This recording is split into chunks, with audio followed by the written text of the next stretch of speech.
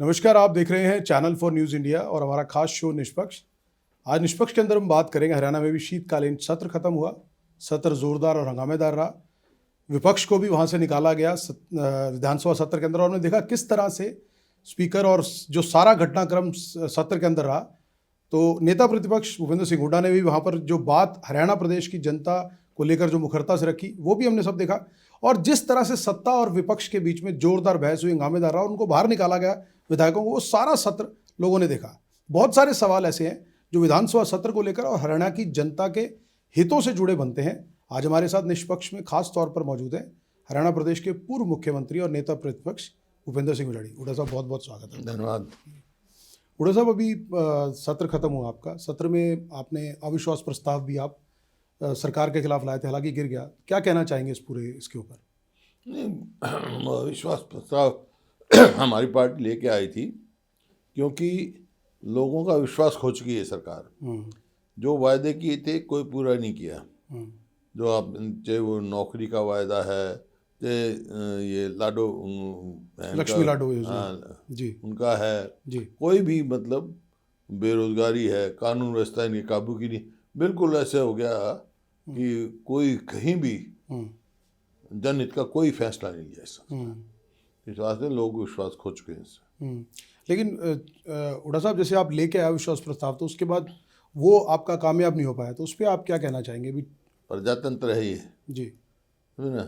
हमारा काम विपक्ष में हम बैठे हैं जी, हमारा काम है लोगों की भावना उजागर करना, जो लोग चाहते हैं वो बात कहना। कहेंगे अपनी जिम्मेवारी हमारी है।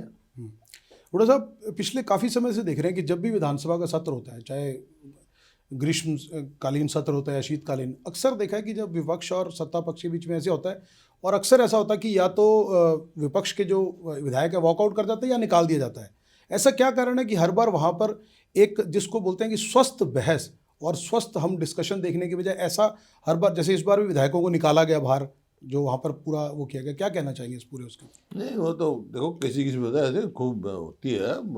हमारे विधायक, सारे विधायक भी बोलते हैं, हर मुद्दे पे बोलते हैं जी। कई दफ़ा ऐसे हालात हो जाते हैं जो कि जो होने चाहिए शिष्टाचार के मुताबिक, जो समय विपक्ष को मिलना चाहिए जी, नहीं मिलता है, या सरकार का जो तसल्ली बख्श नहीं आता है, तो विपक्ष में कई दफ़ा वेल पे भी जाना पड़ता है, एजिटेट हो जाते हैं मेंबर। कोई ऐसी रूलिंग पार्टी की तरफ से कोई ऐसी बात आ जाए जी जो प्रजातांत्रिक ना हो, तो उसके खिलाफ वो आवाज़ उठानी पड़ती। बिल्कुल हुड्डा साहब, जनता भी यही उम्मीद करती है कि विपक्ष के नेता के तौर पर बात भी उठाएं और आपके विधायक भी उठाएं, लेकिन लोगों को ये लगता है कि हर बार जब भी सत्र होता है तो लोग ये उम्मीद करते हैं कि इस बार बड़ी मुखरता के साथ मुद्दे उठाए जाएंगे, लेकिन घटनाक्रम ऐसा हो जाता है। हर मुद्दा उठा वहाँ जी, हालांकि 2-3 दिन का सेशन था। हाँ। हमने कहा भाई इसको बढ़ाना चाहिए जी। आपने मांग भी की थी इसके लिए। हाँ, तो फिर नहीं बढ़ाएंगे तो क्या।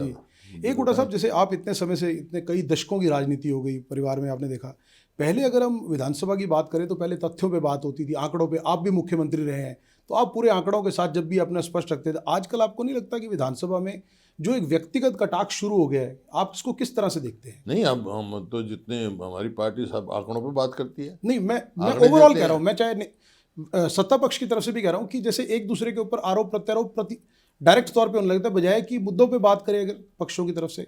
नहीं, जो विधानसभा में तो एक दूसरे पे लांछन नहीं करना चाहिए जी। जो डेमोक्रेटिक नॉर्म्स है उसमें रहना चाहिए।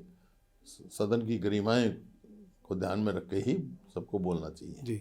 एक हुड्डा साहब, इस हर बार हम सत्र में देखते हैं आपका भी बड़ा शायराना अंदाज देखने को मिलता है, बहुत सारे और लोगों को भी देखने को मिलता है। इस बार ऐसा लगता है कि जैसे विधानसभा का सत्र जब भी आता है, हर नेता इस बार ये सोच के आता है कि मैं कोई ना कोई ऐसी शायरी ज़रूर सुनाऊंगी जो चर्चा का विषय बने, या ये भी कह सकते हैं कि जो उनकी स्टेटमेंट को तार्किक तौर पे जस्टिफाई करे।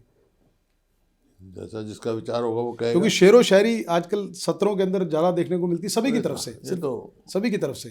तो ऐसे ही है, तो जिसका जो विचार होगा, जो मौके पे जैसा जो कहेगा वो कहेगा जी। चलिए हुड्डा साहब, हम बात करते हैं अभी जो कई वर्तमान में हरियाणा प्रदेश के अंदर मुद्दे चल रहे हैं, हम उन मुद्दों पे बात करते हैं। अभी आपने सुना नारनौद के अंदर एक खुशी नर्सिंग कॉलेज है। उस खुशी नर्सिंग कॉलेज नारनौद में लड़कियों का बहुत सारे वीडियो सामने आए कि जिस तरह से वहाँ अनियमितताएं पाई गई। तो वहाँ पर ये दिखाया कि लड़कियों ने, कल एक वीडियो भी सामने आया कि जिनमें आरोप लगाया कि सरकार और प्रशासन की तरफ से उनके साथ भेदभाव किया जा रहा है, उनको सुविधाएं मुहैया नहीं की जा रही और उनकी आवाज़ को दबाने का प्रयास किया जा रहा है। और आज ही मैं सुबह देख रहा था तो लड़कियों ने कुछ और आरोप भी लगाए जो सामने आए, हालांकि उसकी तथ्य तो जांच होनी है, कि मालिकों के ऊपर भी आरोप लगाए कि वो सिर पे सेब रख के गोलियां चलाया करते थे या निशाने लगाते थे।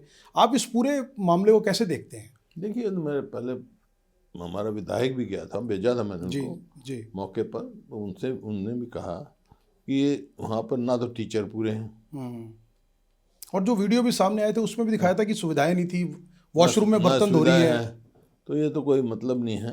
तो मैंने यही कहा था भाई, जो हमारी छात्राएं बात कह रही हैं, पूरा उसका संज्ञान ले जाए, पूरी इसकी जांच होनी चाहिए, और ये अगर नहीं चला सकते हैं तो इसका लाइसेंस रद्द कर देना चाहिए।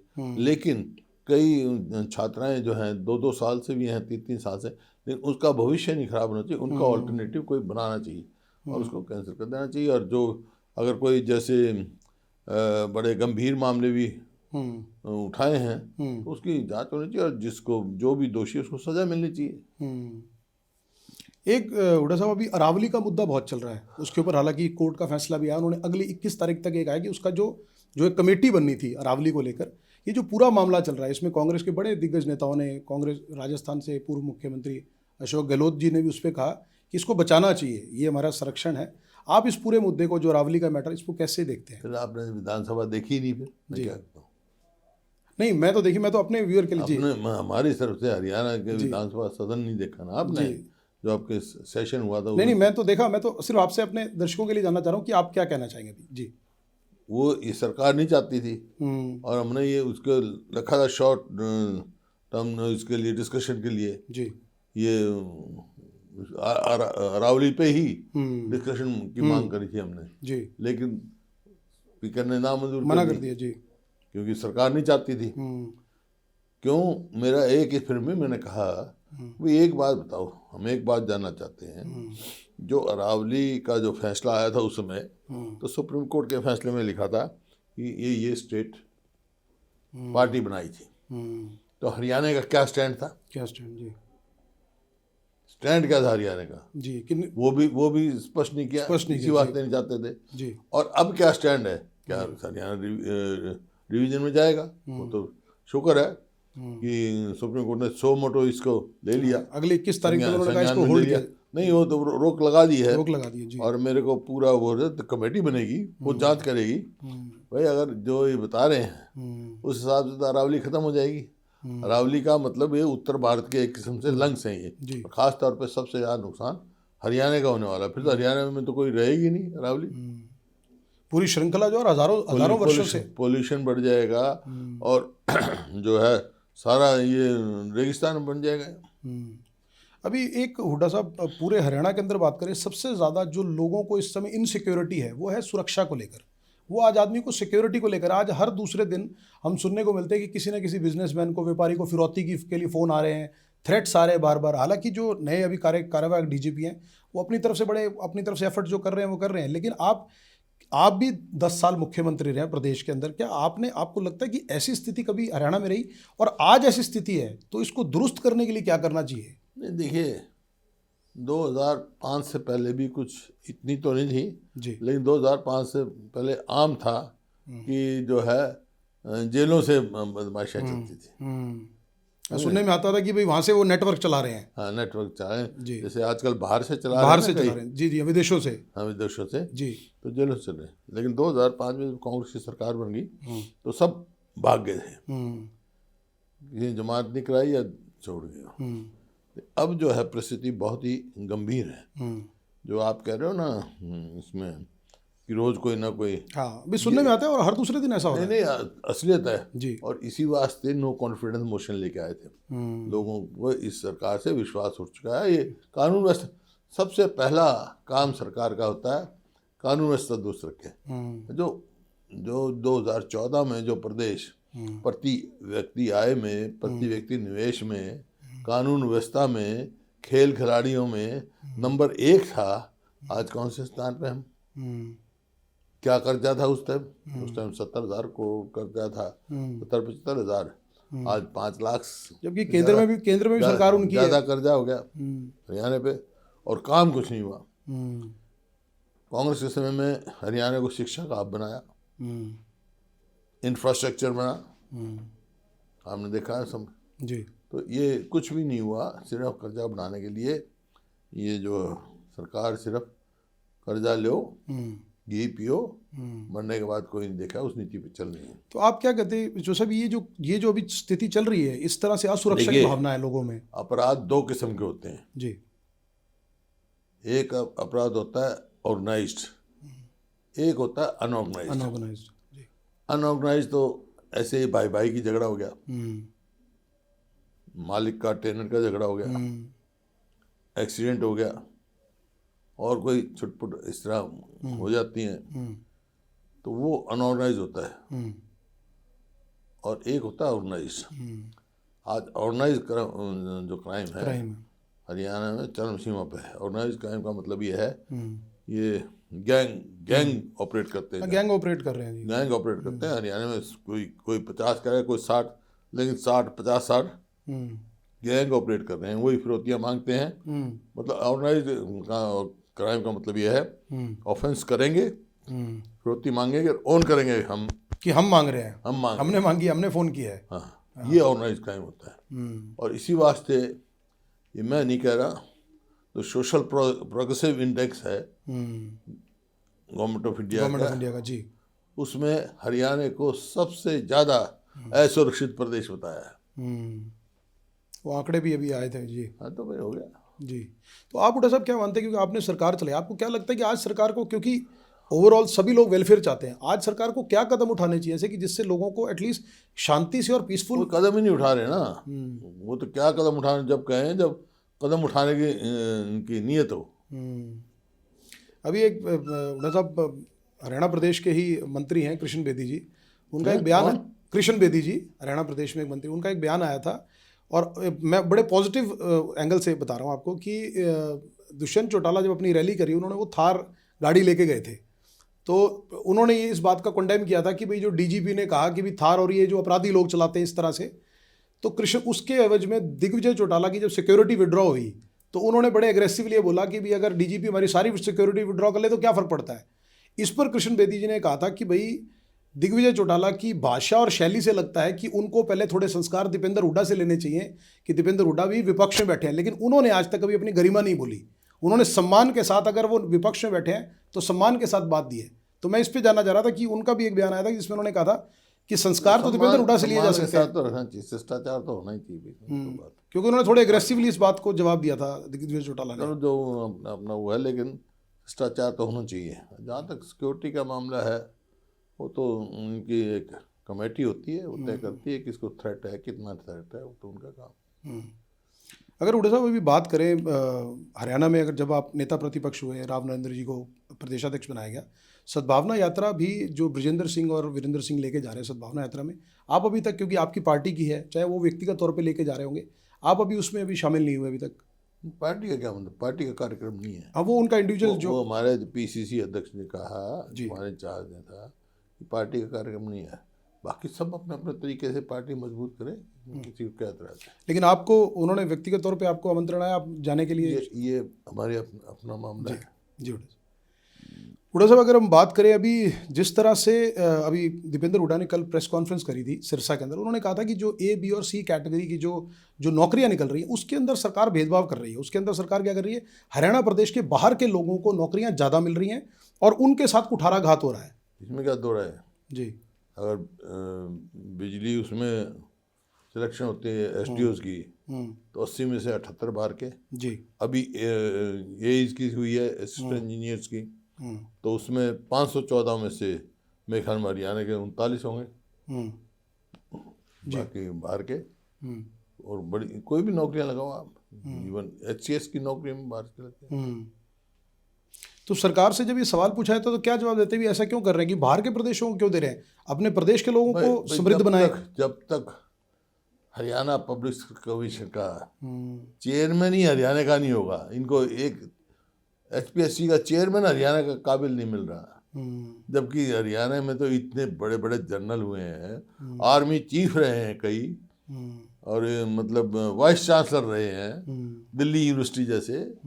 तो हाँ, उनको एक ऐसा आदमी नहीं मिल रहा जो चेयरमैन एचपीएससी का हो, तो क्या न्याय कर सकते हो आप? एक डॉक्टर साहब, जब भी ये स्किल डेवलपमेंट को लेकर या मान लीजिए जो पेपर होते हैं, बहुत बार ऐसा होता है कि पेपर लीक हो जाते हैं, नकल की वजह से होते हैं, रद्द हो जाते हैं। ये इतना बड़ी समस्या है कि जहां एक तरफ तो सरकार बोलती है कि बिना पर्ची खर्ची की सरकार चला रहे हैं, वहां उनसे कौन कह रहा है? हरियाणा सरकार बोलती कौन है, कहाँ जो बोलते हैं? बीजेपी सरकार कौन बोलता है? जो बीजेपी सरकार। हाँ, बीजेपी HPSC के दफ्तर में करोड़ों रुपए किसने पकड़े थे भाई? मैं वही पूछना चाह रहा हूँ। किसने पकड़े थे? जी जी जी जी। उनके दफ्तर में पकड़े गए थे ना। जी। कोई नौकरी लगी है? बोली लगा रखी है इन्होंने यार। मैं वही पूछना चाह रहा था कि ये लोग पारदर्शिता से पेपर भी नहीं करा सकते, ऐसा क्यों? कि भी पूरी नियत नहीं है ना भाई, नियत नहीं है, नियत नहीं है। पोस्ट खाली पड़े रहो। आज 50% से ज़्यादा सैंक्शन पोस्ट खाली पड़ी सारी यूनिवर्सिटियों में, गवर्नमेंट नौकरियों में। एक डॉक्टर साहब, अभी नायब सिंह सैनी जब से बने आप, हालांकि ये बात बड़ी उठती है कि वो एक डमी CM है, बहुत बड़ी बार सुनने में बहुत नेता अलग अलग होता है। आप क्या मानते हैं कि चंडीगढ़ से सरकार चल रही है या अभी भी बीजेपी की सरकार दिल्ली से चल रही है? तो आपने सेशन देखा था? जी, आपने तो बोला ही था। क्या बोला था? कि दिल्ली से सरकार चल रही है सर। नहीं, ये नहीं बोला मैंने। जी, मैंने हरियाणा की परिस्थिति बताई भाई, हर वर्ग आज बेहाल हो चुका, दुखी है। तो मैंने कहा था कि पात पात जख्म, डाल डाल दर्द, हे चमन, ये मेरे को बता तेरा माली कौन है? माली यहाँ है या दिल्ली में है? या एक फूल दो माली हैं? एक फूल दो। जी, आ गया सब चीज़ का जवाब। आपने मुझे लगता है एक ही शायरी में पूरा ऐसा कटाक्ष कर दिया उठा साहब कि वो पूरा सबको जवाब मिल गया कि आप कहना क्या चाह रहे थे। बात ठीक है आपकी। अच्छा, अभी आपकी कांग्रेस पार्टी की बात करें तो CWC की एक इंपॉर्टेंट मीटिंग हुई। शायद मुझे लगता है कि आने वाले समय में 2026 में कई प्रदेशों के अंदर चुनाव होने जा रहे हैं। आने वाले समय के अंदर जो तैयारियां हैं, किस तरह से कांग्रेस पार्टी एकजुटता के साथ साथ जो आने वाली रणनीति एकजुट है कांग्रेस हर नहीं चुनाव ओवर में। क्या रणनीति लेके चल रहे हैं कि जिससे बाकी प्रदेशों में कांग्रेस अपनी सरकार बना सके? किस तरह के आइडियोलॉजी के साथ रणनीति बना रहे हैं? कांग्रेस के जब ऑर्गेनाइजेशन मजबूत कर रहे हैं और कांग्रेस की जो नीति है वो घर घर तक पहुँचा रहे हैं। एक उड़ा साहब, इसके अलावा अगर हम बात करें, फसलों को लेकर बार बार बात होती है। आप कहते हैं कि 24 ये कहता है कि MSP पे हम दे रहे हैं, लेकिन MSP पे मिलता नहीं है। आप क्या कहना चाहेंगे जो फसलों के ऊपर ये बार बार बात होती है? ऐसा है, बार बार बयान आते हैं जी कि हम 24 फसलों पे MSP दे रहे हैं हरियाणा में। जी जी हरियाणा पहला प्रदेश है जो सरकार की तरफ से बयान आते हैं जी, जो 24 फसलों पे MSP दे रहे हैं। MSP दे रहा है। मैं कई बार पूछ लिया, असेंबली में पूछ लिया, बाहर भी पूछ लिया, 24 फसलों का नाम तो बता दो जो हरियाणा में पैदा होती है। फसलों जब दोगे MSP, जब उन फसलों का नाम बता दोगे, जितनी होती है उन पे MSP नहीं मिलती। आपको पता है धान घोटाला क्या होता है? हर बार यही होता है, किसान को धान खरीद को लेकर भी। हाँ बिल्कुल, धान खरीद को लेकर हजारों करोड़ करोड़ होती है, 500 600 रुपए प्रति क्विंटल, अब के भी नहीं मिला है। एक अभी जो सब ये सत्ता पक्ष की तरफ से तो चले ठीक है कि आप नेता प्रतिपक्ष हैं, आपका सवाल पूछना बनता है जनता की तरफ से। ये एक हैरानी की बात है कि इंडियन नेशनल लोकदल और JJP पार्टी भी है, वो भी आपके ऊपर हमलावर रहते हैं। उनको ये होना चाहिए कि सत्ता से सवाल पूछो आप। वो तो मैंने बता दिया ना उनको। एक तो उनकी भैंस भी दूध नाट जाएगी तो मेरा नाम नहीं। दूसरा उनका पता है वो BJP की B टीम है, और कई होता है ऐसे वो पार्टी बना लेते हैं, लेकिन उनका मकसद सिर्फ वोट काटू पार्टी होती है, ताकि दूसरी पार्टी जो वोट काटू है। लेकिन वो ये आरोप लगाते हैं कि भाई हुड्डा साहब ने BJP की सरकार बनाई। लोग देख लेंगे ना सरकार किसकी बन रही थी। सरकार तो कांग्रेस की बन रही थी। और बल्कि मैं हुड्डा साहब, मैंने एक दिन बराला जी का इंटरव्यू किया तो मैंने उनसे पूछा था, मैं कहा जी आप आरोप लगा रहे हो कि उन्होंने मैंने इंटरव्यू किया था तो किसी ने मुझे कहा कि उन्होंने BJP की सरकार बनाई है। मैं कहा जी आप मुझे बताओ, हुड्डा साहब मुख्यमंत्री बन रहे हो, कांग्रेस की सरकार बनो, कौन बनाएगा सरकार? जी मैंने दे दिया जवाब। हाँ, मैंने कहा कौन बनाएगा जी भाई। वो तो जब खुद दोषी होता है ना आदमी, खुद मन में होता है, दूसरे पे थोपने की कोशिश करता। भाई उनकी 2 तो सीट है, वो भी कैसे हैं, B टीम बन के रहे, सबको मालूम है। वो तो बड़े बयान भी आए थे। एक और साहब, वोट चोरी का जो मामला रहा बिहार चुनाव, हालांकि बिहार चुनाव में हालांकि आशा के अनुसार कांग्रेस पार्टी को उस हिसाब से सीटें नहीं आई और वहाँ पर जो मिल के उनके साथ लड़ रहे थे, लेकिन वहाँ वोट चोरी के मुद्दे को लेकर राहुल गांधी जगह जगह गए और बड़ी हर तरफ वो कर रहा है। और हरियाणा के अंदर भी कांग्रेस पार्टी लगातार अभी प्रदर्शन भी चलते रहे वोट चोरी। आप कैसे देखते हैं कि वोट चोरी का जो मुद्दा है जिसको लेकर राहुल गांधी ने 2-3 बार किया और एविडेंसेस भी दिए, ओवरऑल आप कैसे देखते हैं कि क्या वाकई में ही, क्योंकि आप लोगों का स्टैंड तो क्लियर है इस बारे में कि वोट चोरी करके ही BJP सरकार बना रही है, प्रदेश में और केंद्र में आज के समय में? देखो, जहाँ तक बिहार का सवाल है, वहाँ कांग्रेस जूनियर पार्टनर थी, ठीक है। लेकिन हरियाणा का जहाँ तक सवाल है जी, राहुल जी ने सबूत दिए, और उसके अलावा जब जिस दिन नतीजा निकला और मैं जब काउंटिंग सेंटर से बाहर निकला तो प्रेस वालों से मेरे पूछा था जी, कि क्या आप ये जो रिजल्ट आया है उसको एक्सेप्ट करते हैं। मैंने कहा था कि वो प्रजातंत्र है, जो इन रिजल्ट निकाल देंगे वो तो एक्सेप्ट करेंगे, लेकिन अंडर प्रोटेस्ट करता हूँ, यही मतलब था। जी, भाई आप मेरे को एक मतलब बता दो, डिजिटल है, आज चुनाव है, 6 बजे पोलिंग खत्म होगी, तो 8-9 बजे तक सब दौड़ लगाने में कोई वो है क्या? जिस दिन 5 तारीख को चुनाव हुआ जी, इलेक्शन, सवाल इनसे नहीं है, बीजेपी से नहीं है। बीजेपी वाले जो बात कर रहे थे, जी, जवाब तो इलेक्शन कमीशन से मांगा जाने में। जी, 5 तारीख को चुनाव हुआ और उन्हें कहा कि वोट जो हैं हरियाणा में 61 पॉइंट के करीब पड़े, 61.09 या 61.19 जी, उस टाइम जब आया था पहले। ऐसा कुछ था, जी, ठीक है। फिर मैं मान सकता हूँ कि 1-2% का ऊपर नीचे होता है कि जब आप हो टोटल जाता है काउंटिंग, बिल्कुल ठीक है, 1-2% चलता है। लेकिन 6 तारीख को, 5 तारीख की और 6 खत्म तारीख हो की गया रात जब, में, नहीं, उन्होंने कह दिया हरियाणा में वोट पड़े हैं 65.65, ठीक है। लगभग 4.5-5% का डिफरेंस। ठहर जा अभी, जी, अभी ठहर जाए, तो मैं तो इलेक्शन कमीशन की बता रहा हूँ जो जी, ऑफिशियल उनके नाम। जी, 8 तारीख को गिनती सवेरे हुई, 7 तारीख को रात को 8:45 जो बताते हैं कि जो परसेंटेज है वो 67.90 ऐसे कुछ होता है, मतलब 7% वोट का 2.5% और बढ़ गया। 7% का वोट, 5 से लेके 7 तक। पर कभी हुआ तो फिर उसका जवाब क्यों नहीं आ रहा है? क्यों बढ़े भाई, कैसे बढ़े? तो कई किस्म की इनकी बात है। जैसे आप कांग्रेस पार्टी बार बार अब कह रही है कि बैलेट पे चुनाव कराने के लिए कहते हैं कि दोबारा से ना पर्ची के ऊपर होना चाहिए बैलेट पे, लेकिन बैलेट की प्रामाणिकता के ऊपर पहले भी प्रश्न चिन्ह रहे हैं कि भाई बहुत कुछ उसमें नहीं, चेंजेस। बैलेट की प्रमाणिकता पे नहीं रहे, पहले ये था कि भाई वो बूथ कैप्चर हो जाते थे, अब वो तो टाइम ही गया। अब तो समय के हिसाब से इतनी पारदर्शिता हो गई, इतनी सिक्योरिटी और ये वो हो गई। जब ये आया है, अब एक बात कहते हैं, ये मशीन तो आप लोगों के टाइम आई थी, मशीन आई थी तो उसके बाद 2013 में सुप्रीम कोर्ट की डायरेक्शन पे वीवीपैट लगा था। जब सवाल उठ गए थे, जब बिल्कुल सुप्रीम कोर्ट तक केस गया जी, तो उन्होंने वीवीपैट लगाया। क्यों लगाया भाई? जर्मनी में जो ये मशीन से थी वो बैलेट पेपर पे क्यों आ गया भाई? क्योंकि वहाँ के कोर्ट ने फैसला कर दिया कि ये जो है ना इसमें मैनिपुलेशन हो सकती है। जो डाउट हो जाए जिस चीज़ पे, उससे क्यों करो भाई आप? और मशीन ही रखनी आपने, तो जो आपने वीवीपैट लगाया है उसमें जो पर्ची बनती है वो वोटर के हाथ में दो, उसको पता लगे मैं कहाँ वोट देनी है, खाली उस मशीन में देखने से क्या। तो ये कई हैं बातें। एक आज शायद इसमें भी आएगा केस, कोई ना कोई कोर्ट में भी आएंगे।